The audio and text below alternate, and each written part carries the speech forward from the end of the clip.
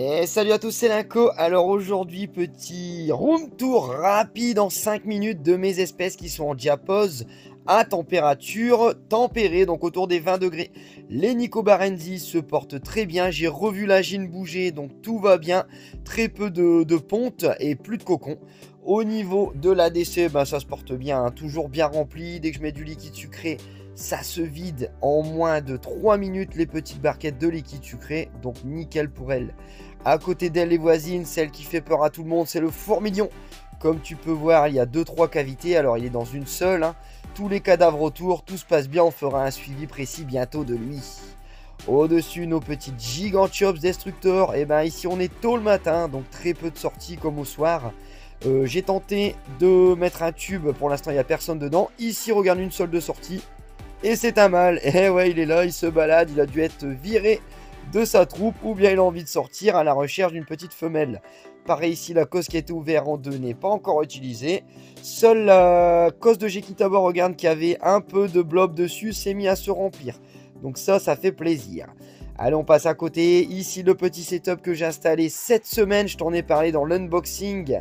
Donc j'ai mis la Neoponera apicalis, j'ai chauffé par en dessous pour augmenter l'humidité, on peut voir qu'il y a pas mal de condensation. Par après je vais réchauffer par au-dessus, j'espère qu'elle va nous pondre ses premiers petits œufs et s'en occuper, on croise les doigts pour elle. Derrière, les fameuses céphalotes, alors elles sont très timides, elles vivent vraiment que sur leurs branches généralement. De temps en temps elles se promènent, mais là en tout cas elles ferment les entrées, plus personne ne rentre, plus personne ne sort. Tout se passe bien sinon, elle rechigne un peu les bêtes. Donc quand je mets des blattes, ça mange pas trop, surtout liquide sucré, sinon elle reste vraiment très calme. Ici, un de mes seuls tubes, c'était des tétramoriums que j'avais eu offert avec mes fameuses fédoles. Rappelle-toi les fédoles, le petit test. Bien sûr, la vidéo va apparaître très rapidement car on est arrivé au 100e jour. Est-ce que ça a marché ou pas pour elle? Et dans quel setup ça s'est passé le mieux? On le saura bientôt. Ici, les Messor Barbarus Polygyne 3 reines. J'ai fait un concours, j'espère que tu l'as vu dans le concours de ce mois de décembre. Très peu compris comment faire pour participer, pour gagner. Je te laisse lire la description de la vidéo de ce coup de pouce de Linko pour le Bestiolarium. D'ailleurs, gros bisous à lui. Ici, je sais pas si tu te rappelles, j'avais des Crématogasters scutellaris qui avaient perdu leur reine. Quasiment tout le monde est mort au bout d'un an sans gine. Il ne me reste plus que 3-4 survivantes. Les petites strobes, et ben ça se passe plutôt bien, pareil on est en diapause. Alors par contre, regarde l'ADC, regarde la cavité au fond, elle est noire de monde. Donc l'année prochaine, là ce sera un setup un peu plus grand pour elle. Elle le mérite. Alors là, elles ont un petit bout de cap chauffant qui passe encore, hein, mais ça reste plutôt calme. Ici, Madame Sansabeanus, je t'en ai peu parlé cette année aussi, elle a réussi à avoir une seule ouvrière. Là, j'ai plus de couvain, donc je pense qu'elle est en diapause. Dis-moi ce que t'en penses pour les Sansabeanus. Moi, perso, je la mettrais bien dans un tube fermé seul, avec son ouvrière, bien sûr, hein, mais dans un tube propre, clean et seul, pour qu'il n'y ait plus d'ADC et pour qu'elle se repose tranquillement pendant la diapause. Les Myrmecia nigrocincta, eh ben, ça se passe plutôt pas mal. J'ai pas revu d'acarien, donc ça, c'est une bonne nouvelle. Derrière, il y a eu l'ouverture de quasiment la totalité des cocons. Madame Lagine se porte bien.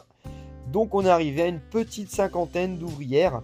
J'ai encore une petite pompe, mais franchement on est à 2-3 œufs. Hein. C'est vraiment calme aussi pour l'instant, étant donné que je chauffe beaucoup moins. En tout cas, ça évolue bien. On va aller voir leurs voisines. Leurs voisines, les Camponotus Nicobarensis maculatus, pardon. Alors elles, pareil, ça a vraiment évolué. J'ai eu l'ouverture de masse cocon. Elles ont même pris part de la face qui n'est pas chauffée, donc c'est te dire qu'elles prennent un peu de l'ampleur. Et au niveau de la face chauffée, il y a du monde, hein, comme tu peux observer ici. Madame Lagine est dans le tas. J'ai encore des larves, j'ai très peu de cocons et j'ai encore vu une maxi ponte. Donc franchement, ça va donner. Regarde le thermomètre, tu vois là au matin, je suis autour des 19 degrés. Hein, donc il y a des espèces qui n'ont même pas de câble chauffant, donc c'est vraiment le repos pour elles. Les coupeuses de feuilles, j'aurais mis une grosse rose encore avec une dizaine de pétales. Elles m'ont tout coupé cette nuit. La déchetterie se porte bien. Et le champignon qui était tombé, j'espère que tu as regardé mes shorts que je te mets quotidiennement maintenant. Regarde, le champignon est en train de repousser en hauteur. Elles me font des ouvertures géantes. Alors pour info, j'ai pas revu la gine. Je vais retenter une fouille bientôt, hein, mais en tout cas, le champignon se porte à merveille.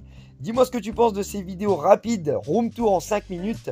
Et la prochaine, ce sera le room tour des diaposeuses. Donc là, on va passer dans le froid autour des 10 degrés pour voir ce qui s'y passe au niveau des espèces endémiques et qui demandent du froid. Ciao, ciao!